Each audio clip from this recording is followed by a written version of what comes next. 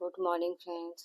हम लोग जो है आज पढ़ेंगे भारत में शिक्षा का विकास कैसे हुआ। इसके पहले हम लोगों ने जो है कि गवर्नर जनरल 1857 का वो सारा कुछ हम लोगों ने कर चुका है। अभी हम लोग इसको खत्म कर लेते हैं। इसके बाद ना ये बहुत कम है, क्वेश्चन 46 के करीब ही है। इसके बाद हम लोग करेंगे जो प्रेस का विकास कैसे हुआ। ठीक है, प्रेस की स्वतंत्रता के बारे में जो भी यहाँ पे दिया हुआ है वो हम लोग एक दो टॉपिक आज खत्म करेंगे। तो भारत में शिक्षा का विकास के बारे में काफी कुछ इम्पोर्टेंट है। यहाँ पे 1780 में किस प्रकार से कलकत्ता में प्रथम मदरसा की स्थापना की गई थी, और जो है कि अंग्रेजों ने ना सिर्फ अंग्रेजी शिक्षा पे बल दिया था बल्कि आपका जो मातृभाषा है, जो प्राथमिक शिक्षा है, उसके ऊपर भी बल दिया गया था। और इसलिए हंटर कमीशन में प्राथमिक शिक्षा की बात की गई थी। चार्ल्स वुड डिस्पैच आया था। जोनाथन डंगन के द्वारा जो है कि बनारस में पहली बार संस्कृत कॉलेज की स्थापना की गई। 1813 का जो चार्टर एक्ट है उसमें पहली बार मतलब कि प्रति वर्ष आपको 1813 का चार्टर एक्ट में ये था कि प्रति वर्ष आपको है ना 1 लाख रुपया मिलेगा शिक्षा के विकास के लिए। तो उस वक्त का शिक्षा के लिए 1 लाख रुपया हर साल तो काफी था। और जो है कि अब तो उतना भी मतलब सरकार शिक्षा पे कितना ध्यान दे रही है, हमारे बजट पे जो है कि शिक्षा में हमारे कितना बजट जा रहा है, ये सब कुछ देखने वाली बात है। 6% के करीब होनी चाहिए, बट उतना आधा भी नहीं है। तो बिहार में और भारत में शिक्षा पे क्या है, खर्च कितना हो रहा है, ये सारा कुछ आप देख सकते हो जाकर। ठीक है, तो हम लोग जो है कि इसके अलावा जो हमारे जो नेता थे, धार्मिक सामाजिक धार्मिक आंदोलन से जुड़े हुए जो नेता थे, उन लोगों ने भी इस क्षेत्र में काम किया है। जैसे कि आप राजा राम मोहन राय, डीके कर्वे, ये सारे व्यक्ति इसमें आपको देखने के लिए मिल जाएगा। और ये जो चैप्टर है ना, ये चैप्टर आपका मोस्ट इम्पोर्टेंट है। यहाँ से प्रश्न आना ही आना है। और यहाँ पे प्रश्न कैसे आता है कि अगर आपको दो तीन चीज दे दिया जाएगा, एक तो सैडलर आयोग दे दिया जाएगा, हंटर कमीशन दे दिया जाएगा, चार्ल्स वुड डिस्पैच दे दिया जाएगा, और पूछा जाएगा कि इसमें से किसने प्राथमिक शिक्षा के ऊपर बल दिया, तो इस प्रकार से प्रश्न आते हैं। तो हम लोग ना इसका डायरेक्ट प्रश्न ही कर लेते हैं, क्योंकि यहाँ पे बॉक्सेस में सारा कुछ आपका इंक्लूडेड रहता है। ठीक है ना। तो पहला प्रश्न है कि भारत में अंग्रेजों ने प्रथम मदरसा कहाँ स्थापित किया था। तो हम लोग बोल चुके हैं कि कोलकाता में किया था, वारेन हेस्टिंग्स के टाइम में 1780 में कलकत्ता में प्रथम मदरसा। ठीक है, ऐसा नहीं है कि वहाँ पे वो हिंदू और मुस्लिम का ऐसा कुछ भेदभाव हो रहा था। वहाँ पे हर शिक्षा हर धर्म के लोगों को दिया जा रहा था। ठीक है। सेकेंड नंबर है एशियाटिक सोसाइटी ऑफ बंगाल के संस्थापक कौन थे। सर विलियम जोन्स थे। तो सर विलियम जोन्स ना वारेन हेस्टिंग्स के सहयोगी थे, और 1784 में उन्होंने एशियाटिक सोसाइटी ऑफ बंगाल की स्थापना की थी। एशिया का सामाजिक प्राकृतिक इतिहास पुरातत्व संबंधी कला विज्ञान साहित्य का बात था। इसमें एशिया के बारे में बात है, इसलिए इसका नाम एशियाटिक सोसाइटी पड़ गया। ठीक है। 1791 में बनारस में एक ब्रिटिश रेजिडेंट था जिसका नाम था जोनाथन डंकन। उसके प्रयत्न से बनारस में भी प्रथम संस्कृत कॉलेज खोला गया था। तो हम लोग 1780 देखे, 1784 देख लिए, 1791 में क्या हुआ, बनारस में संस्कृत कॉलेज खोला गया था जोनाथन टंकन। एक ही क्वेश्चन है, तीसरा भी, थर्ड नंबर। और फोर्थ में देखते हैं हम लोग। फोर्थ का कथन क्या है कि एक बंगाल की एशियाटिक सोसाइटी की स्थापना वारेन हेस्टिंग्स के काल में हुई थी। यस, उसने विलियम जोन्स के पक्ष में जो है कि इस संस्था की अध्यक्षता का प्रस्ताव अस्वीकार कर दिया था। मतलब विलियम जोन्स को दे दिया था, खुद अपने पास ये संस्था का अध्यक्षता नहीं रखा था। कारण आर में क्या कह रहा है कि वारेन हेस्टिंग्स स्वयं एक उद्धट विद्वान था और प्राच्य विद्या का प्रखर समर्थक था, जो संस्कृत, फारसी और अरबी के अध्ययन को प्रोत्साहित करता था। तो किस पक्ष में, उनके पक्ष में अस्वीकार किया था, इसके बाद का पुष्टि ये कारण आर नहीं करता है, बट दोनों अपनी अपनी जगह सही है। ठीक है, तो आंसर आपका हो जाएगा बी। बी आंसर है, किंतु आर जो है एक ही सही व्याख्या नहीं है। हाँ, तो वो तो तेज थे, लेकिन उन्होंने अस्वीकार क्यों किया, उनको अध्यक्षता क्यों दिया, ये हम लोग बॉक्सेस में देखेंगे। ठीक है। एक तो वारेन हेस्टिंग्स के बारे में हम लोग को पता है कि सबसे पहले बंगाल का गवर्नर जनरल यही था। इसके पहले बंगाल का गवर्नर रॉबर्ट क्लाइव था, याद है ना। तो जिन्होंने कि द्वैत शासन शुरू किया था। वारेन हेस्टिंग्स 1784 से 1785 तक बंगाल का गवर्नर जनरल था, और वह एक विद्वान था, प्राच्य विद्या का प्रखर समर्थक था। वो संस्कृत, फारसी, अरबी के अध्ययन को प्रोत्साहित करता था। प्राच्य विद्या का समर्थक का मतलब है कि पाश्चात्य शिक्षा को नहीं, जो यहाँ पे जो मातृभाषा में जो शिक्षा थी, जो प्राथमिक स्तर पे जो शिक्षा थी, जो सभी का जो मातृभाषा में सबसे पहले जो है कि जीरो लेवल से शुरू करना है, इस बात के वो समर्थक थे कि नहीं, एक ही बार अंग्रेजी से पाश्चात्य शिक्षा को नहीं इनके ऊपर लाद देना चाहिए। इनका जो भाषा है संस्कृत है, फारसी है, अरबी है, तो प्राथमिक स्तर तो एटलीस्ट वहां पर तो देना चाहिए कि यही शिक्षा होना चाहिए। तो वारेन हेस्टिंग्स वहां पे थे। तो हम लोग जब पढ़ेंगे ना, तो प्राच्य और पाश्चात्य शिक्षा में कौन कौन लोग थे, ये हम लोग डिफ्रेंशिएट करेंगे और मेंस का क्वेश्चन में भी ये आपको आएगा, ठीक है। उसके सहयोग और समर्थन से ही 1784 में बंगाल में एशियाटिक सोसाइटी की स्थापना वारेन हेस्टिंग्स के टाइम में हुई थी। ओके। फिर है कि अब उन्होंने कहा है कि जो है कि विलियम जोन्स ने इस संस्था की स्थापना की थी।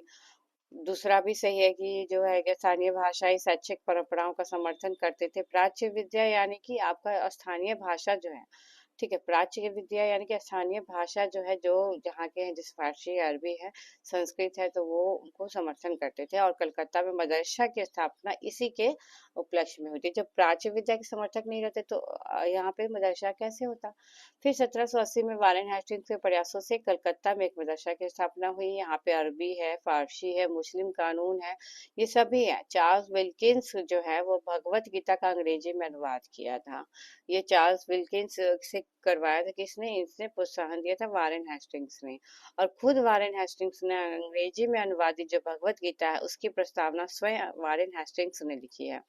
तो ये लोग कितना ज्यादा मतलब कि जो है कि यहाँ पे शिक्षा पे बल दे रहे थे।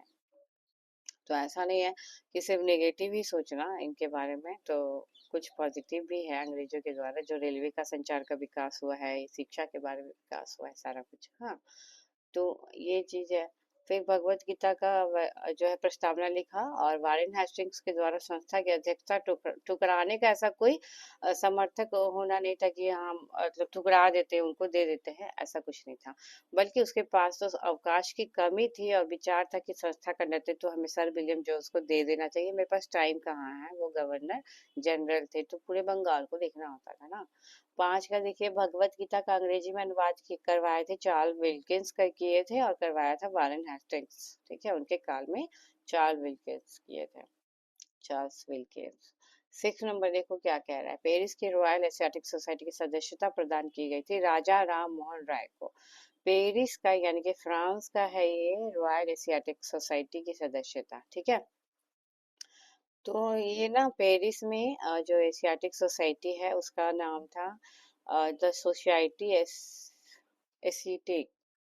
और ये जो है ना 1822 में हुआ था, जिसे फ्रांस की एशियाटिक सोसाइटी है, हम लोग फ्रांस की एशियाटिक सोसाइटी कहते हैं इसको। यहाँ पे आपको सभी संस्कृति इतिहास का अध्ययन कराया जाता था। 1824 में इस सोसाइटी ने राजा राम मोहन राय के कार्यों की सराहना की। और 1824 में ही इस सोसाइटी ने क्या किया, जो है कि इनको सदस्यता के लिए चुन लिया था। 1884 में इनको सदस्यता के लिए चुन लिया गया था। उसके बाद फ्रांस के पेरिस में स्थित जो एशियाटिक सोसाइटी, उसको पेरिस की रॉयल एशियाटिक सोसाइटी के नाम से नहीं जाना जाता है। रॉयल एशियाटिक सोसाइटी जो है उसको ग्रेट ब्रिटेन और आयरलैंड का जो स्थापना हुआ था उसमें रॉयल लगाते हैं हम लोग, रॉयल एशियाटिक सोसाइटी, ठीक है। तो ये ग्रेट ब्रिटेन वाला 1823 में हुआ था। सब जगह एशियाटिक सोसाइटी हो गया था। 7 नंबर देखिए, कालिदास की जो प्रसिद्ध रचना है ना शकुंतला, शकुंतला का पहली बार अंग्रेजी में अनुवाद किसके द्वारा हुआ था। शकुंतला का पहली बार अंग्रेजी में अनुवाद सर विलियम जोन्स के द्वारा हुआ था, जिन्होंने एशियाटिक सोसाइटी ऑफ बंगाल की स्थापना की थी। वारेन हेस्टिंग्स के टाइम में उन्होंने कालिदास का जो शकुंतला है उसका अंग्रेजी में भी अनुवाद किया था, बट भगवत गीता का नहीं, भगवत गीता का चार्ल्स विल्किंस किए थे, नॉट सर जॉल विलियम जोन्स नहीं थे। चलो, तो यहाँ पे ना कलकत्ता में है फोर्ट विलियम, उसमें उच्च न्यायालय के न्यायाधीश नियुक्त हुए थे sir William Jones. Warren Hastings के टाइम में कलकत्ता में जो फोर्ट विलियम था, फोर्ट विलियम जो बना था, वहां पे वो उच्चतम न्यायालय के न्यायाधीश बन गए थे सर विलियम जोन्स। इनकी प्रेरणा से 1784 में एशियाटिक सोसाइटी की स्थापना हुई। इस संस्था ने एशियाटिक रिसर्चेज नामक पत्रिका के माध्यम से भारत के अतीत को प्रकाश में लाने का प्रयास भी किया है। एशियाटिक रिसर्चेज जो है एशियाटिक सोसाइटी के द्वारा निकाला जाता था, एक पत्रिका जिसमें भारत का अतीत के बारे में बताया जाता था, एशियाटिक रिसर्चेज, ठीक है। इसी क्रम में 1789 में क्या हुआ कि अभिज्ञान शाकुंतलम का अंग्रेजी में अनुवाद कराया गया था। और इसके कई संस्करण को बाद में भी प्रकाशित किया गया था। तो शकुंतला का अंग्रेजी में अनुवाद कालिदास की रचना का सर विलियम जेम्स ने किया है। अभिज्ञान शाकुंतलम का अंग्रेजी में भी अनुवाद 1789 में कराया गया था। ठीक है, चलिए 8 नंबर प्रश्न देखते हैं हम लोग। 8 नंबर प्रश्न है कि स्वतंत्रता के पहले अवधि में ब्रिटिश सरकार के द्वारा भारत में आधुनिक शिक्षा के प्रसार का उद्देश्य क्या था? क्यों कर रहे थे अंग्रेज ऐसा? क्यों देंगे भारतीयों को शिक्षा? जरूरत क्या है उनको? मतलब विकसित करने का, विकसित भारत बनाने का ऐसा लक्ष्य उनका क्यों था? तो ये था ना कि छोटे प्रशासनिक पदों पर शिक्षित भारतीयों की आवश्यकता होती थी।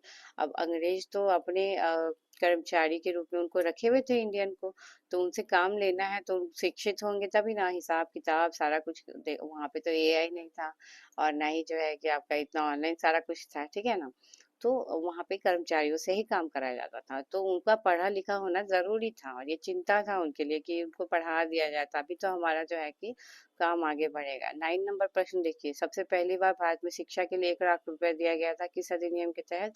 तो ये बी आंसर है, 1813 का चार्टर एक्ट के तहत। तो शिक्षा के लिए, हाँ, प्रतिवर्ष शिक्षा के लिए 1 लाख रुपए खर्च करने की व्यवस्था अधिनियम में की गई थी। अब हम लोग 10 नंबर क्वेश्चन में आते हैं। वुड डिस्पैच के बारे में कौन सा कथन सत्य है, ये कह रहा है। तो पहला है आपका सहायता अनुदान व्यवस्था यानी कि ग्रांट्स इन एड शुरू की गई थी। दूसरा है विश्वविद्यालय की स्थापना की सिफारिश की गई है। तीसरा, शिक्षा के सभी स्तरों पर शिक्षण माध्यम के रूप में अंग्रेजी की सिफारिश की गई, तो ऐसा नहीं था। शुरू से ही देखिए कि प्राच्य विद्या के समर्थक रहे हैं, और ये नहीं है कि सीधे एक ही बार जो है कि अंग्रेजी को ही लाद देना है सभी स्तरों पे, मतलब शुरू बच्चे से लेके बड़ों तक, नहीं, ऐसा नहीं है। वुड डिस्पैच में भी ना प्राथमिक स्तर पे उनके अपनी मातृभाषा में शिक्षा देने की बात की गई थी। तो तीसरा गलत है और पहला और दूसरा आपका सही है। ठीक है ना, चलिए बॉक्स में देखते हैं हम लोग क्या बात है भाई। 1854 में देखो क्या हुआ था ना कि कंपनी का जो है लंदन स्थित कोर्ट ऑफ डायरेक्टर्स ने भारतीय गवर्नर जनरल को शिक्षा के विषय में एक नोट भेजा था। जो लंदन में कोर्ट ऑफ डायरेक्टर्स है, उन्होंने कहा 1854 में कि ठीक है, भारत की शिक्षा के बारे में सोचा जाए। तो इसी के प्रत्युत्तर में वहां पे कोर्ट ऑफ डायरेक्टर्स ने भेजा, यहाँ पे बोर्ड ऑफ कंट्रोल बैठा हुआ था, नियंत्रक मंडल, जिसके अध्यक्ष चार्ल्स वुड थे। तो उस समय बोर्ड ऑफ कंट्रोल के अध्यक्ष थे चार्ल्स वुड। ठीक है, तो उन्होंने कहा कि ठीक है, जुलाई 1854 में उन्होंने जो है कि वुड डिस्पैच नाम से एक घोषणा पत्र जारी कर दिया कि हम जो है कि भारत में काम कर रहे हैं शिक्षा के लिए। तो इसी चीज को ना अंग्रेजी शिक्षा का मैग्ना कार्टा कहा जाता है। इस प्रस्ताव में क्या था? पाश्चात्य शिक्षा के प्रसार को अपना उद्देश्य बनाए थे। पाश्चात्य शिक्षा थी, अंग्रेजी शिक्षा थी, लेकिन देसी भाषा का शिक्षा का भी विकास पर महत्व दिया गया था। इस घोषणा पत्र के अनुसार लंदन विश्वविद्यालय के आधार पर कलकत्ता, बम्बई, मद्रास तीनों प्रेसिडेंसी में एक विश्वविद्यालय की स्थापना की बात की गई थी वुड डिस्पैच में। इस बात पर बल दिया गया था, और सरकारी शिक्षण संस्थानों में दी जाने वाली जो शिक्षा है वो धर्मनिरपेक्ष होनी चाहिए। शिक्षा क्षेत्र में निजी प्रयत्नों को प्रोत्साहित करने के लिए अनुदान सहायता की पद्धति चलाने की भी बात की गई थी। तो शिक्षा क्षेत्र में अनुदान की बात उसी समय से शुरू हो गई। देसी भाषा का विकास भी प्राथमिक स्तर पे होना चाहिए, ये बात की गई। इसके अलावा तीनों प्रेसिडेंसी में विश्वविद्यालय और पाश्चात्य शिक्षा जो है कि उच्च शिक्षा में उच्च स्तर पे हो। ठीक है, तो सेम चीज है 11 नंबर भी। 12 नंबर क्वेश्चन देखिए क्या कह रहा है कि उच्च अध्ययन के लिए शिक्षा के माध्यम के रूप में अंग्रेजी की सिफारिश की गई, सही है। महिला शिक्षा और व्यावसायिक प्रशिक्षण पर भी पहली बार महिलाओं के बारे में बात हो गया, और व्यावसायिक प्रशिक्षण ट्रेनिंग के बारे में भी बात हो गया वुड डिस्पैच में। तो कितना कुछ हो गया। बोर्ड ऑफ कंट्रोल के जो अध्यक्ष थे चार्ल्स वुड, उन्होंने कितना कुछ कर दिया। चार्ल्स वुड के घोषणा पत्र में उच्च शिक्षा को अंग्रेजी भाषा में के माध्यम से जाने पर बल दिया गया, मतलब अंग्रेजी एक तरह से सही था, वो ही गुलामी सही था। यहाँ भी काम हो रहा है, ऐसा नहीं है। डिजिटल भारत, अभी जो आप मुझे देख रहे हो, पढ़ रहे हो, लैपटॉप यूज कर रहे हो, एकदम धड़ाधड़ इंटरनेट यूज करता है इंडिया। तो कहीं ना कहीं जो है वर्तमान सरकार की देन है। हम लोग हर चीज में अब निगेटिव एस्पेक्ट नहीं रख सकते हैं। जो पॉजिटिव है, जो सही है, उसका भी सराहना करना चाहिए, जो गलत है उसका विरोध भी करना चाहिए। ठीक है, तो आप तटस्थ रहिए। हाँ, चलिए 12 नंबर प्रश्न देखते हैं हम लोग। तो दोनों न सही है। 13 में आते हैं। 13 नंबर प्रश्न कह रहा है मैग्ना कार्टा किसे कहते हैं? तो बी आंसर है, चार्ल्स वुड डिस्पैच वाला। 14 नंबर प्रश्न है, हंटर कमीशन की रिपोर्ट पर विकास पर बल दिया गया था कि ये प्राथमिक शिक्षा के बारे में। ये कौन थे हंटर? तो हंटर जो थे ना 1854 का जो शिक्षा क्षेत्र में जो प्रगति की बात हो रही थी जब, तो 1882 में लॉर्ड रिपन का फिर काल आ गया था। 1882 में वो गवर्नर जनरल बने थे, तो उन्होंने हंटर की अध्यक्षता में प्रथम भारतीय शिक्षा आयोग नियुक्त किया था। प्रथम भारतीय शिक्षा आयोग नियुक्त किया था हंटर की अध्यक्षता में लॉर्ड रिपन ने। तो प्रथम भारतीय शिक्षा आयोग नियुक्त करने के बाद उन्होंने प्राथमिक शिक्षा के सुधार पर बल दिया था, जिसको हंटर कमीशन कहते हैं हम, ठीक है ना। एक ही क्वेश्चन है, 15 नंबर। 16 नंबर देखिए क्या है, नेशनल काउंसिल ऑफ एजुकेशन की स्थापना कब हुई थी? तो डी 15 अगस्त 1906 को। एक्चुअली ये सही है नहीं, इसमें हम लोग देखते हैं कि राष्ट्रीय शिक्षा परिषद, जिसको नेशनल काउंसिल ऑफ एजुकेशन कहते हैं हम लोग, ये आधिकारिक अभिलेख और प्रमाणिक ऐतिहासिक दस्तावेज को सुरक्षित रखने के लिए बंगाल में इसकी स्थापना हो गई थी। और ये सही तिथि इसका है कि 11 मार्च 1906 को। तो नया वाला पीडीएफ में यही सब आपको देखने को मिलेगा, जहाँ पे डेट आपको सुधार दिया जाता है एनसीईआरटी वगैरह और जो भी विभिन्न स्रोत को देख के, ठीक है। तो 11 मार्च 1906 को इनकी स्थापना हो गई थी, और 15 मार्च को जो है कि 11 मार्च को स्थापना होने के बाद राष्ट्रीय शिक्षा परिषद का गठन किया गया। विकल्प में जो 15 अगस्त 1906 दिया हुआ है, वो राष्ट्रीय शिक्षा परिषद के तत्वाधान में पहला जो राष्ट्रीय कॉलेज खोला गया था, बंगाल नेशनल कॉलेज खोला गया था, ठीक है। तो ये जब कॉलेज बंगाल नेशनल कॉलेज खोला गया था, ये उसके बारे में बात है। ये 15 अगस्त उसका है, ना कि 11 अगस्त है राष्ट्रीय शिक्षा परिषद का। तो ये चेंज नहीं करना है। राष्ट्रीय शिक्षा परिषद के पहले शैक्षणिक संस्थान बंगाल नेशनल कॉलेज है।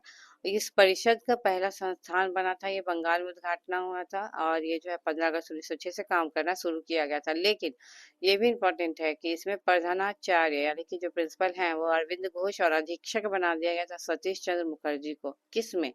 जो बंगाल नेशनल कॉलेज शुरू हुआ था ना 15 अगस्त 1906 को, उसमें अरविंद घोष को और अधीक्षक बना दिया गया था सतीश चंद्र मुखर्जी को। तो ये अब बहुत इम्पोर्टेंट है, ये वाला बहुत इम्पोर्टेंट है।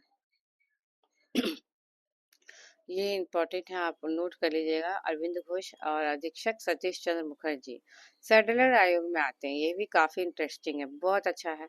देखिए क्या है ना कि सैडलर आयोग जो है पूरा नाम कलकत्ता विश्वविद्यालय आयोग था। शिक्षा से संबंधित है। ये 1917 में जो ब्रिटिश सरकार है, कलकत्ता विश्वविद्यालय की संभावनाओं के अध्ययन तथा रिपोर्ट के लिए एक आयोग नियुक्त किए थे। जो ब्रिटिश सरकार है 1917 का, तो उन्होंने कलकत्ता विश्वविद्यालय की संभावनाओं के अध्ययन का उनका अध्ययन करने के लिए एक रिपोर्ट का तैयार करने के लिए एक आयोग नियुक्त किया था। और इसमें सैडलर जो लीड्स विश्वविद्यालय के कुलपति थे, उसकी अध्यक्षता में किया गया था। इस आयोग का यह विचार था कि यदि विश्वविद्यालय शिक्षा का सुधार करना है तो माध्यमिक शिक्षा का सुधार आवश्यक है। अब आ गया हंटर कमीशन, प्राथमिक शिक्षा पे बल देगा। चार्ल्स वुड डिस्पैच में दोनों था। सैडलर आयोग माध्यमिक शिक्षा पे ज्यादा बल दे रहा है, माध्यमिक शिक्षा पे सुधार का। 1904 में विश्वविद्यालय अधिनियम की कड़ी निंदा किया और कहा कि कॉलेज और विश्वविद्यालय शिक्षा का ठीक ठीक समन्वय नहीं हो रहा है। सैडलर आयोग 1917 में, ठीक है, इसकी अध्यक्षता किए थे सैडलर, जो लीड्स विश्वविद्यालय के कुलपति थे, और उन्होंने माध्यमिक शिक्षा का सुधार आवश्यक है ये बताया। फिर 18 नंबर, शिक्षा में सुधार के लिए ब्रिटिश सरकार ने सैडलर विश्वविद्यालय आयोग का गठन 1917 में किया। एक ही क्वेश्चन है। 19 नंबर क्वेश्चन देखिए, ये नया है। लॉर्ड कर्जन ने 2 भारतीयों को नियुक्त किया था। कब? जब एक विश्वविद्यालय आयोग का गठित किया गया था उस समय। तो 1902 में लॉर्ड कर्जन ने 2 भारतीय सदस्यों को नियुक्त किया है। वो है सैयद हुसैन बिलग्रामी और न्यायमूर्ति गुरुदास बनर्जी। तो बिलग्रामी और बनर्जी, ब याद रखिएगा। तो लॉर्ड कर्जन ने क्या किया कि शैक्षणिक सुधार के लिए 1902 में सर थॉमस रेली की अध्यक्षता में एक विश्वविद्यालय आयोग का गठन किया है। इस आयोग के सदस्यों में 2 भारतीय सदस्य थे, सैयद हुसैन बिलग्रामी और न्यायमूर्ति गुरुदास बनर्जी थे, ठीक है। 1902 में क्या हुआ, सर थॉमस रेले की अध्यक्षता में एक विश्वविद्यालय आयोग का गठन हुआ है। उसी आयोग जो है विश्वविद्यालय आयोग, उसी में 2 सदस्य का नियुक्ति किया गया था, ठीक है। और 1904 में उन्होंने भारतीय विश्वविद्यालय अधिनियम को पारित भी किया था। छत पर आने से बहुत शांति लग रहा है, मतलब इतना सुबह सुबह मछली बाजार बना रहता है घर में, तो कोई टाइम नहीं मिलता पढ़ाई का। हम लोगों को तो और बिल्कुल नहीं, बस तो घर का काम करो, नाश्ता बनाओ, खाना बनाओ, सब कुछ करो, तो ये सारा चीज देखना होता है। बट ठीक है, अच्छे ठंडा अच्छा मौसम है आज। 20 नंबर क्वेश्चन देखते हैं, शिक्षा की सार्जेंट योजना कब प्रारंभ की गई थी? तो 1944 में। सार्जेंट योजना याद रखिएगा 1944 में हुआ था, 1944 में, ठीक है। सार्जेंट योजना 1944 में शिक्षा सुधार के लिए रिपोर्ट के रूप में प्रस्तुत की गई। यह योजना भारत में शिक्षा के क्षेत्र में सुधार के लिए तैयार किया गया था और इसका मुख्य उद्देश्य क्या था? शिक्षा का भारतीयकरण करना, प्राथमिक शिक्षा का सार्वभौमिकरण और शिक्षा की गुणवत्ता में सुधार करना, ताकि हमारी शिक्षा प्रणाली औद्योगिक देशों की शिक्षा प्रणाली के समकक्ष हो सके। जो सार्जेंट योजना 1944 वाला था, उसमें शिक्षा सुधार की बात की गई थी। उसमें कहा गया कि शिक्षा का भारतीयकरण भी हो, प्राथमिक शिक्षा का सार्वभौमिकरण हो, शिक्षा की गुणवत्ता में सुधार करना। यहाँ भी सार्जेंट योजना में अंग्रेजी शिक्षा को लादा नहीं गया था। इसमें मुख्य उद्देश्य था शिक्षा का भारतीयकरण करना, प्राथमिक शिक्षा का सार्वभौमिकरण करना और शिक्षा की गुणवत्ता में सुधार करना। शिक्षा प्रणाली पर अभी से ज्यादा ध्यान दिया जा रहा था। शिक्षा प्रणाली औद्योगिक देशों की शिक्षा प्रणाली के समकक्ष हो सके। औद्योगिक देश जो विकसित देश है जैसे लंदन वगैरह, तो इसकी प्रमुख सिफारिशों में 6 से 14 वर्ष के जो बच्चे हैं उनको सार्वभौमिक अनिवार्य और निःशुल्क शिक्षा व्यवस्था शामिल था। सार्जेंट योजना बहुत इंपॉर्टेंट है। 6 से 14 वर्ष के बच्चे, ठीक है। अब लॉर्ड मैकाले आते हैं, इसी का तो भुगतान भुगत रहे हो। तो लॉर्ड मैकाले संबंधित है किससे? अंग्रेजी शिक्षा से। तो अंग्रेज जो है वो अंग्रेज तो चले गए बट अंग्रेजी छोड़ कर गए। और जो है कि करीब बहुत कम प्रतिशत है ना हिंदी मीडियम से जो मेंस में पास किए बच्चे। तो सबसे पहली बात होती है कि प्री में ही नहीं पास कर पाते हैं तो मेंस तक कहाँ से पहुंचेंगे? प्री में बहुत मेहनत करना जरूरी है। और हिस्ट्री तो मॉडर्न हिस्ट्री तो मतलब घोंट कर पी जाइए। मॉडर्न हिस्ट्री का तो कुछ भी नहीं छूटना चाहिए। अगर 35 क्वेश्चन आता है यहाँ से हिस्ट्री से, तो 20 प्रश्न मॉडर्न हिस्ट्री का रहता है। 20 में से एक भी गलत नहीं करना है बाबा। 20-22 क्वेश्चन रहता है। अगर बिहार का मिला दिया जाए तो 25 प्रश्न आपका मॉडर्न हिस्ट्री से रहता है और बाकी आपका जो है 10 प्रश्न एंशिएंट और मिडाइवल से, ठीक है ना। चलो मैकाले का देखते हैं। शिक्षा पद्धति में भाषा संबंधी विवाद पर अपना विवरण देने के लिए विलियम बेंटिक ने अपने काउंसिल के विधि सदस्य, विलियम बेंटिक गवर्नर जनरल जब था तो उन्होंने अपना विधि सदस्य लॉर्ड मैकाले को लाया। 1834 में कहा कि लोक शिक्षा की सामान्य समिति का प्रमुख नियुक्त कर दिया, general committee of public instruction. उन्होंने कहा कि मैकाले जो है भारत में शिक्षा के लिए अंग्रेजी भाषा का समर्थन करे। तो 1834 में हुआ था, लोक शिक्षा की सामान्य समिति के प्रमुख नियुक्त हुए थे। अधोमुखी निस्यंदन सिद्धांत क्या है? The theory of downward filtration. ये जो है ना, ये शिक्षा से रिलेटेड है। तो अंग्रेज सोचते थे कि उच्च वर्ग को देंगे शिक्षा, समाज के उच्च वर्ग को देंगे तो छन छन के वो जन सामान्य तक पहुंच जाएगा। कितना चालाक था। तो मैकाले का कहना था कि सीमित साधनों से हम समस्त जनता को तो शिक्षा नहीं दे सकते हैं, तो यही थ्योरी लगा देते हैं। जब तुम किसी ऑफिस में काम करो और वहां सब अंग्रेजी बोले तो कुछ थोड़ा बहुत तुम भी सीख ही जाओगे 10 दिन में। तो वही सारा चीज है ना। भारत की शैक्षणिक नीति में फिल्टरेशन थ्योरी जो है मैकाले का लाया हुआ है। आधुनिक शिक्षा प्रणाली की नींव किससे पढ़ी थी? तो ये हम लोग पढ़ चुके हैं ना, 1835 का मैकाले के स्मरण पत्र से। ठीक है, आधुनिक शिक्षा प्रणाली की नींव पढ़ी है आधुनिक शिक्षा के बारे में। तब मैकाले होगा जब, अच्छा, बजट के बारे में बात होगा तो चार्टर अधिनियम 1813 वाला होगा, ठीक है।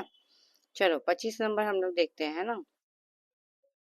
25 नंबर कह रहा है मैकाले ने भारतीय शिक्षा पर अपनी प्रसिद्ध मिनट कब जारी किया था? तो ये किया था 2 फरवरी 1835 को किया था, ठीक है। 2 फरवरी 1835 को लॉर्ड विलियम बेंटिक का काउंसिल का विधि सदस्य मैकाले था। 1834 में ही लोक शिक्षा की सामान्य समिति का प्रधान नियुक्त हुआ। 1813 में चार्टर एक्ट में बात हुआ। 2 फरवरी 1835 को मैकाले ने अपने विवरण प्रस्तुत किया और मैकाले मिनट के नाम से इसका विवरण जाना जाता है। इसके विवरण में क्या था? भारतीय भाषा, साहित्य और संस्कृति की तीखी आलोचना की थी। इससे पहले जितना भी आया था सब बड़ाई किया था, ये आलोचना किया। मैकाले के द्वारा प्रस्तुत विवरण को मैकाले मिनट कहते हैं और governor general Lord William Bentinck ने 7 मार्च 1835 को ये स्वीकार कर लिया। विलियम बेंटिक जो है भले ही सती प्रथा वगैरह में काम किए होंगे लेकिन उन्होंने यहाँ पे ये गलत कर दिया था कि अंग्रेजी शिक्षा को यहाँ पे ला दिया था। भारत में उच्च शिक्षा का माध्यम अंग्रेजी को स्वीकार कर लिया था। उच्च शिक्षा का माध्यम मतलब उच्च शिक्षा का निम्न स्तर पे जो है प्राथमिक रहेगा। आप देखो 26 नंबर कह रहा है कि कंपनी एक असंगति है परंतु उस व्यवस्था का भाग है जहां सब कुछ ही असंगत है। ये लॉर्ड मैकाले ही कहा है, थॉमस बेबिंगटन मैकाले इसका पूरा नाम है। और ये ब्रिटेन का राजनीतिक इतिहासकार था। भारत के गवर्नर जनरल के काउंसिल में सुप्रीम काउंसिल भी कहा जाता है। ठीक है, तो भारत का जो गवर्नर जनरल का काउंसिल है, इसको सुप्रीम काउंसिल भी कहा जाता है। उसमें लॉ मेंबर यानी कि विधि का सदस्य था मैकाले।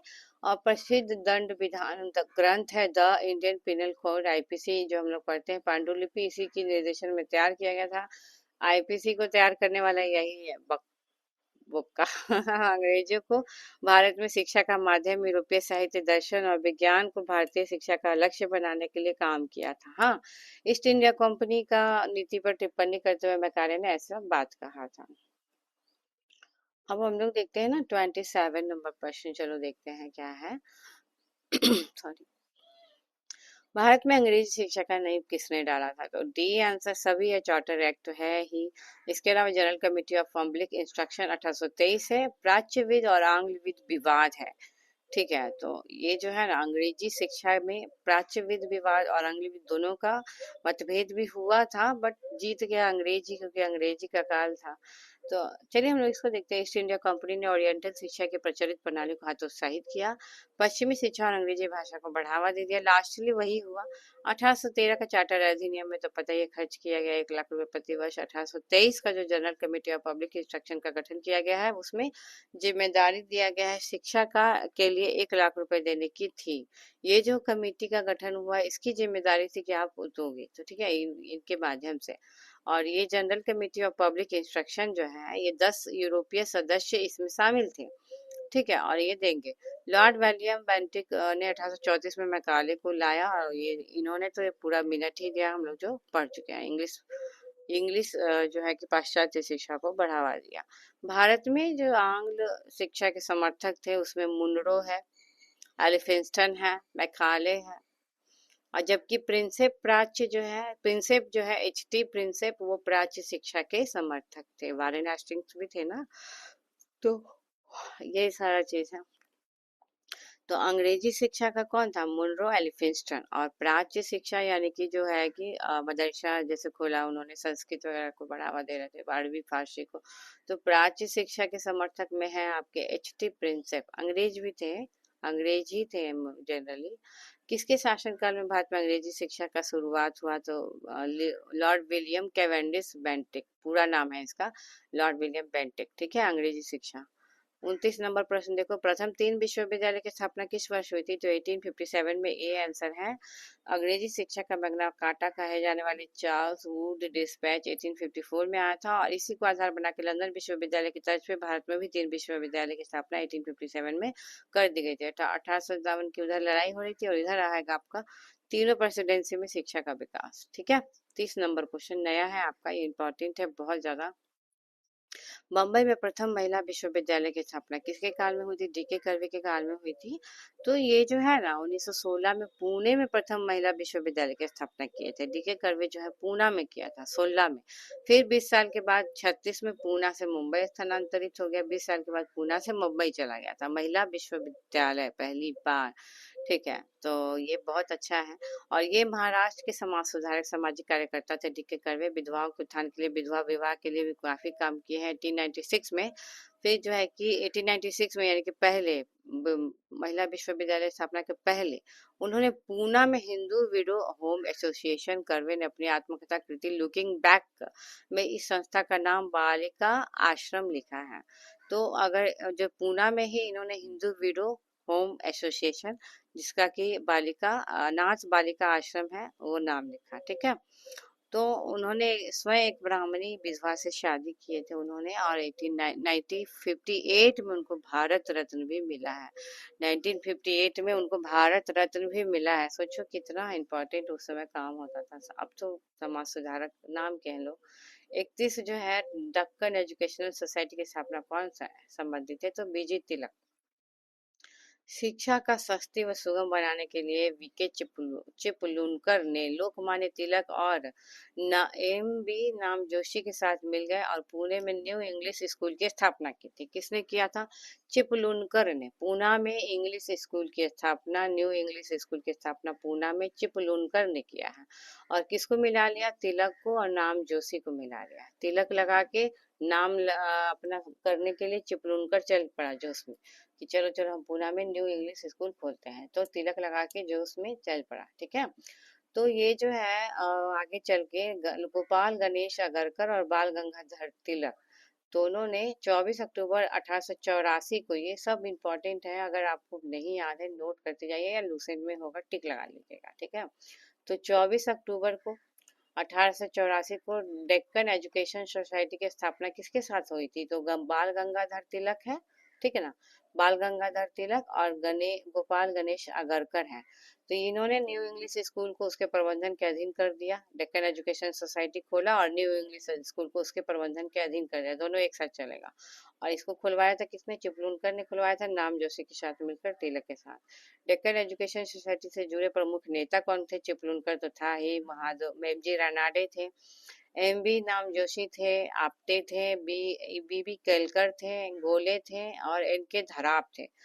तो धराप धराप गिरना मत नाम सुन के तो ये वाला ना 31 क्वेश्चन आप नोट कर लेना, ठीक है। 31 क्वेश्चन नेता लोग का नाम याद कर लेना, क्योंकि पूछता है पापा। तो ये सारा चीज था। महादेव गोविंद रनाडे इस संस्था के सदस्य थे, किंतु इस संस्था के संस्थापक सदस्य महादेव गोविंद रनाडे नहीं थे, है ना। 32 देखते हैं हम लोग, Mohammedan Anglo Oriental college Aligarh की स्थापना निम्नलिखित में से किस वर्ष हुई है? तो ये 1875 में हुई है। Mohammedan Anglo Oriental college Aligarh, Aligarh की स्थापना हुई है 1875 में, ठीक है। सर सैयद अहमद खान ने 1875 में अलीगढ़ में मदर सातुल उलूम के नाम पे की थी। मोहम्मदन एंग्लो ओरिएंटल कॉलेज की स्थापना सर सैयद अहमद खान ने किया है, 1875 ईस्वी में किया है, अलीगढ़ में मदर शातुल उलूम के नाम पे किया है, ठीक है। नाम ऐसा रखा है कि याद ही नहीं रहेगा, लेकिन आप ऐसे ओरिएंटल कॉलेज याद रखना। अलीगढ़ में 1875 में, सर सैयद अहमद खान 1877 में, इसी का नाम बदलकर मोहम्मदन एंग्लो ओरिएंटल कॉलेज, ठीक है। तो 75 में जो खोला था वो मदर शातुल उलूम था अलीगढ़ में, सैयद अहमद खान के द्वारा। और 2 साल के बाद 1877 में इसका नाम बदल के मोहम्मदन एंग्लो ओरिएंटल कॉलेज रखा गया था। सुबह सुबह कहाँ इतना एनर्जी मिलता है बोलने का चलो आगे चलकर ना 1920 में फिर इसका नाम चेंज हो गया। 1875, 1877 सर सैयद अहमद खान, ठीक है। अब इसका नाम चेंज 1920 में फिर चेंज, अलीगढ़ मुस्लिम विश्वविद्यालय हो गया 1920 में। चूंकि मदर शातुल उलूम 1877 ईस्वी में इसका नामकरण जो है कि चेंज हुआ था, ठीक है ना। 1875 में हुई थी इसकी स्थापना, 77 में नाम चेंज हुआ था इसका। फिर देखिए कि खत्म हो गया ये। 33 नंबर प्रश्न देखिए क्या कह रहा है। M A O college Aligarh के प्रधानाचार्य का नाम बताइए जिसने 19वीं सदी में मुस्लिम सांप्रदायिकता को बढ़ावा दिया था। तो थियोडोर बेक थे। ये आपका देखो, आप कहोगे ना कि ये नया वाला पीडीएफ नहीं है ऐसा आप सोचोगे, लेकिन ये नया पीडीएफ है। 33 नंबर क्वेश्चन, फिर उसके बाद जो है 31 वाला क्वेश्चन जो है, ये वाला क्वेश्चन जो है ये आपको या पूरा लिखना है अच्छे से। हाँ, ये देखो 71 का 2025 का क्वेश्चन है ये, ठीक है। तो ये आपका याद रहना चाहिए, मतलब ऐसा नहीं है कि आपको बिल्कुल भी छोड़ देना चाहिए इसको। सिर्फ पीडीएफ पढ़ के नहीं होगा, कुछ कुछ नोट भी करना पड़ेगा, है ना। तो थियोडोर बैक कौन थे? अलीगढ़ के प्रधानाचार्य हैं वो, एमएओ कॉलेज की जो है कि प्रधानाचार्य रहे हैं। मुस्लिम सांप्रदायिकता को उन्होंने बढ़ावा दिया। तो ये जो Mohammedan Anglo Oriental college, MO college जिसको कहते हैं, अलीगढ़ की स्थापना सर सैयद अहमद खान ने की थी 1977 में, नाम ये था। 19वीं सदी के अंतिम दशकों में जहाँ मुस्लिम अलगाववादी मतलब पूरा उगर रहा था उस समय जो है कि एमए कॉलेज अलीगढ़ के प्रधानाचार्य थियोडोर बैक प्रमुख रहे थे। 34 का देखते हैं हम लोग, सर्वप्रथम किसकी स्थापना हुई थी निम्न कॉलेजों में से? तो हिंदू कॉलेज कलकत्ता, ये तो हम लोग को पता है। 1817 में ही डेविड हेयर और राधा कांत देव के साथ मिलके, ये इम्पोर्टेंट है आपका, 1817 में डेविड हेयर और राधाकांत देव के साथ मिलकर राजा राम मोहन राय ने आधुनिक शिक्षा के सबसे प्रारंभिक प्रचारकों में से एक थे। ये 1817 में ही हिंदू कॉलेज की स्थापना हो गई। मेयो का तो 1875 में हुआ था जब अलीगढ़ वाला हुआ।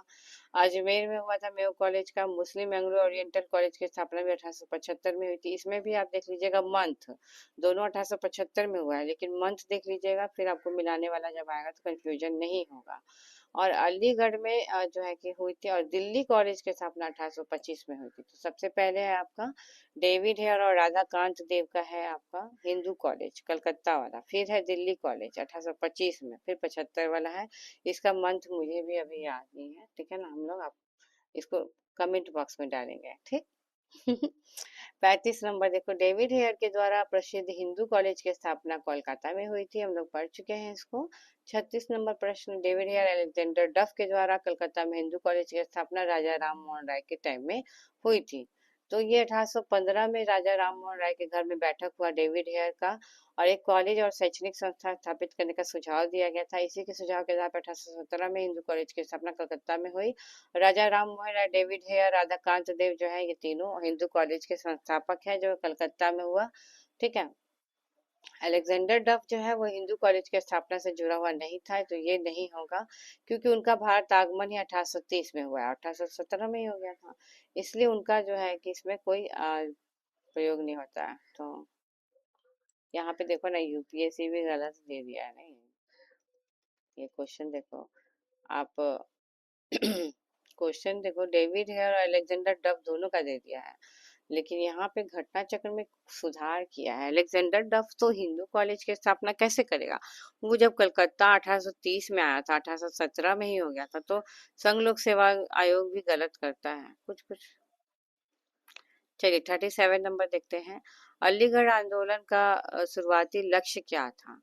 तो सी है पश्चिमी वैज्ञानिक शिक्षा को भारत के मुस्लिमों के बीच प्रश्रय देना, सी आंसर है। ये 24 का है क्वेश्चन आपका। अलीगढ़ आंदोलन का शुरुआती लक्ष्य क्या था, तो सी आंसर है। अलीगढ़ आंदोलन का पश्चिमी वैज्ञानिक शिक्षा को भारत के मुस्लिमों के बीच प्रश्रय देना, पश्चिमी वैज्ञानिक शिक्षा, पाश्चात्य शिक्षा को ऊपर मुस्लिमों को जोर देने की बात की गई थी। अलीगढ़ आंदोलन 1857 की जो क्रांति हुई थी ना, उसमें अलीगढ़ को केंद्र बनाया गया था। अलीगढ़ आंदोलन की शुरुआत सर सैयद अहमद खान के द्वारा हो गई थी, और प्रमुख उद्देश्य क्या था, मुस्लिम समुदाय पश्चिमी शिक्षा शैली को बढ़ावा देने की बात की गई थी। मुस्लिम समुदाय का सामाजिक जीवन पश्चिमी वैज्ञानिक ज्ञान और शैली को अपनाकर बेहतर करना था। 38 नंबर प्रश्न देखते हैं, आईएएस 2018 का है, ये कह रहा है मिलाने को आपको कि कौन सा सही सुमेलित नहीं है। कलकत्ता का संस्कृत कॉलेज पता ही है हम लोग को, जोनाथन डंकन, वारेन हेस्टिंग्स था उस समय Calcutta Madrasa, Warren Hastings 1780। Fort William college जो है लॉर्ड वेलेजली के टाइम 1800 में, फोर्ट विलियम कॉलेज। आर्थर वेलेजली बंगाल के गवर्नर जनरल लॉर्ड वेलेजली का छोटा भाई था, ठीक है। तो आर्थर वेलेजली बंगाल के गवर्नर जनरल लॉर्ड वेलेजली का, रिचर्ड कोली वेलेजली जिसको हम लोग कहते हैं, तो आर्थर वेलेजली बंगाल के गवर्नर जनरल लॉर्ड वेलेजली का भाई था, और ब्रिटिश सैन्य नेता था, ठीक है, जिसने नेपोलियन के प्रसिद्ध प्रसिद्ध वाटरलू का युद्ध में किसने हराया था, आर्थर वेलेजली ने हराया था, ठीक है। 39 देखो जो है कि क्या है, 39 में है कि वेलेजली ने कलकत्ता में फोर्ट विलियम कॉलेज की स्थापना किस लिए किया था। तो वेलेजली ने कलकत्ता में फोर्ट विलियम कॉलेज की स्थापना किया था, डी वह ब्रिटिश नागरिकों को भारत में प्रशासन के लिए प्रशिक्षित करना चाहता था, ब्रिटिश नागरिकों को भारत में प्रशासन के लिए प्रशिक्षित करना चाहता था, ठीक है। कलकत्ता में ईस्ट इंडिया कंपनी के तत्कालीन गवर्नर जनरल वेलेजली के द्वारा 1800 में फोर्ट विलियम की स्थापना हुई। ज्ञातव्य है कि फोर्ट विलियम कॉलेज के गठन से जो है कि ये 18 जुलाई 1800 में स्वीकृत हो गया था, जबकि कॉलेज की औपचारिक स्थापना 4 मई 1800 को हुई थी। इस कॉलेज का स्थापना मुख्य उद्देश्य क्या था, ब्रिटिश सिविल सेवकों को भारत में प्रशासन के लिए फारसी और हिंदुस्तानी भाषा की शिक्षा देना, ठीक है। ये कितना इम्पोर्टेंट है, ये जो इम्पोर्टेंट है, वेलेजली का जो फोर्ट विलियम कॉलेज है, इसका लक्ष्य यही था कि नागरिकों को प्रशिक्षित करना, है ना। 4 मई को 1800 को जो है कि इसकी औपचारिक स्थापना फोर्ट विलियम का हुआ था। 40 नंबर क्वेश्चन में भी देखो सेम ही, 1800 में सिविल सेवकों को भारतीय भाषाओं में प्रशिक्षित करना, और ये 70वीं में क्वेश्चन आ गया, आप लोग जरूर गलत किए होंगे। 1800 में केवल भारतीय ने सिविल सेवकों को भारतीय भाषाओं को प्रशिक्षित करना। चलो 41 नंबर देखते हैं, फोर्ट विलियम कॉलेज के कलकत्ता का स्थापना का सत्य क्या है जी। तो क्या इसकी स्थापना 10 जून को हुई थी, नहीं, हम लोग अभी 4 मई पढ़ चुके हैं ना, फिर क्यों गलत करना है। इसकी स्थापना का मुख्य उद्देश्य ब्रिटिश अधिकारियों को भारतीय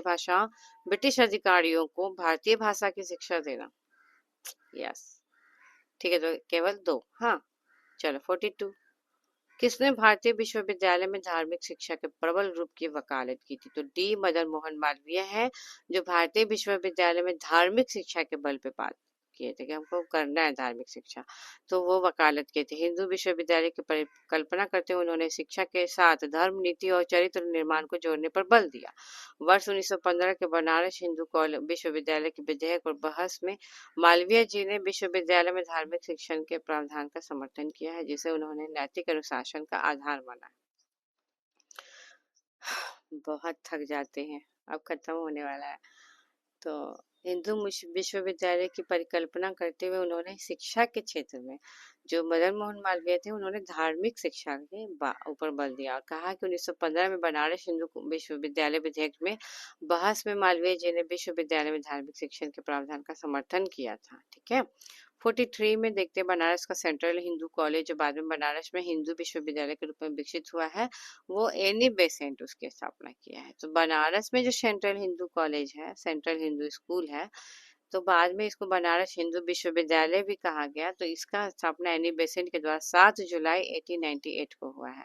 ये आपका इम्पोर्टेंट है। 7 जुलाई को 1898 को बनारस में, अभी वाराणसी कहते हैं, वो सेंट्रल हिंदू कॉलेज की स्थापना एनी बेसेंट ने किया। आगे चल के बनारस हिंदू विश्वविद्यालय हो गया। 1916 में एनी बेसेंट के सहयोग से मदन मोहन मालवीय के प्रयोग से दोनों मिलकर, मदन मोहन मालवीय तो पहले से लगे ही हुए थे वहां पे, बनारस हिंदू विश्वविद्यालय की स्थापना, बीएचयू की स्थापना 1916 में हुई है एनी बेसेंट और मदन मोहन मालवीय के द्वारा। 1917 में इसे नवगठित विश्वविद्यालय द्वारा अनुरक्षित कॉलेज माना गया है। वर्तमान समय में यह जो संस्थान है, सेंट्रल हिंदू स्कूल, बीएचयू के एक घटक के रूप में काम कर रहा है, उसी में है वो। ठीक है, बीएचयू में ही है आपका सेंट्रल हिंदू स्कूल। 44 नंबर देखते हैं, बनारस का central Hindu college, Annie Besant, Madan Mohan Malviya. फिर सेम क्वेश्चन है आपका, बनारस हिंदू विश्वविद्यालय का शिलान्यास कौन किया था? तो ये लॉर्ड हार्डिंग आए थे उस समय, क्योंकि 16 में लॉर्ड हार्डिंग था। 4 फरवरी 1916 को इन्होंने वायसराय लॉर्ड हार्डिंग द्वितीय के द्वारा शिलान्यास किया गया। 4 फरवरी को, 4 मई को वो बना था ना फोर्ट विलियम। 4 फरवरी को 1916 को आपका लॉर्ड हार्डिंग द्वितीय के द्वारा बनारस हिंदू विश्वविद्यालय। ठीक है। 46 नंबर, किसे सर्वप्रथम केंद्रीय विश्वविद्यालय घोषित किया गया है? तो सी, बनारस हिंदू विश्वविद्यालय को केंद्रीय विश्वविद्यालय सबसे पहला। ठीक है, बीएचयू वाराणसी में है। और ये जो है आपका एनी बेसेंट और मदन मोहन मालवीय। ओके, तो ये वाला ना हम लोग थोड़ी देर बाद करेंगे। तो अभी हम जा रही हूँ चाय पीने, आप लोग भी पी लीजिए। ठीक है, और थोड़ा सा आप लोग टहल लीजिए, योगा प्राणायाम कर लीजिए, क्योंकि वो बहुत जरूरी होता है। और मैं चलिए अब थोड़ा सा अपने लिए टाइम निकाल। Thank you friend.